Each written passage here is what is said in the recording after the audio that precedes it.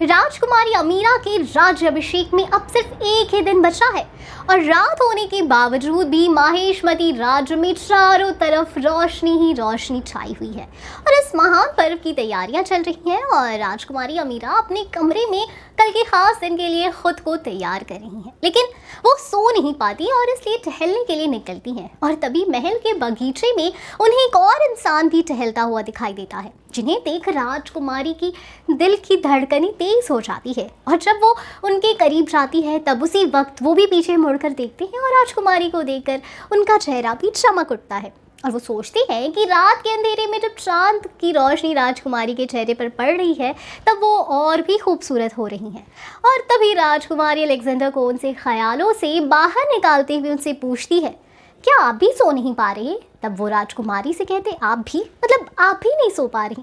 तब राजकुमारी मुस्कुराती हुई कहती है, जी दिमाग में कुछ सवाल चल रहे हैं। जिसे सुन अलेक्जेंडर उनसे पूछते हैं, सिर्फ दिमाग में या दिल में भी? जिसे सुन राजकुमारी अलेक्जेंडर की आंखों में आंखें डालकर कहती है, सवाल के बदले सवाल पूछना आपकी खासियत लगती है। जिसके जवाब में अलेक्जेंडर राजकुमारी के थोड़ा करीब आकर उनसे कहते हैं, और दिन हो या रात खूबसूरत दिखना आपकी काबिलियत लगती है प्रिंसेस। जिसे सुन राजकुमारी की धड़कनें और भी तेज हो जाती है।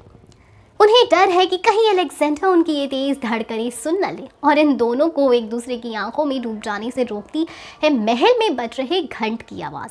जिन्हें सुन राजकुमारी कहती है, घंट यानी माहेशमती पर हमला। और वो दोनों जल्दी बगीचे से निकलकर महल के अंदर जाते हैं, जहां देवसेना और बाहुबली पहले से ही बाकी के मंत्री और सेनापति के साथ खड़े थे।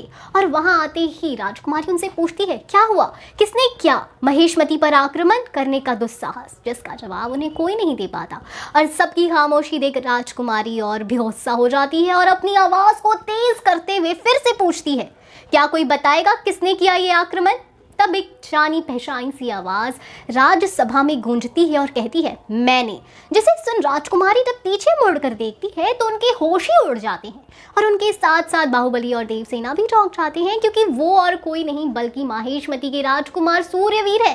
राजकुमारी पहले तो कुछ बोल ही नहीं पाती, लेकिन फिर कुछ क्षणों के बाद सूर्यवीर से पूछती है, सूर्या ये क्या मजाक है? जिसके जवाब में सूर्य कहता है, मजाक नहीं राजकुमारी, ये मेरा हक है। ये सुन देवसेना आगे आती है और अपनी बेटी से पूछती है, हक? कैसा हक?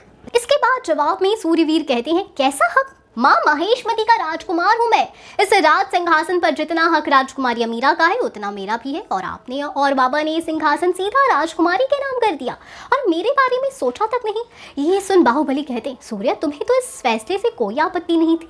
और सूर्यवीर बाहुबली को बीच में ही काटते हुए कहता है, लेकिन अब है और इसका एक ही रास्ता है।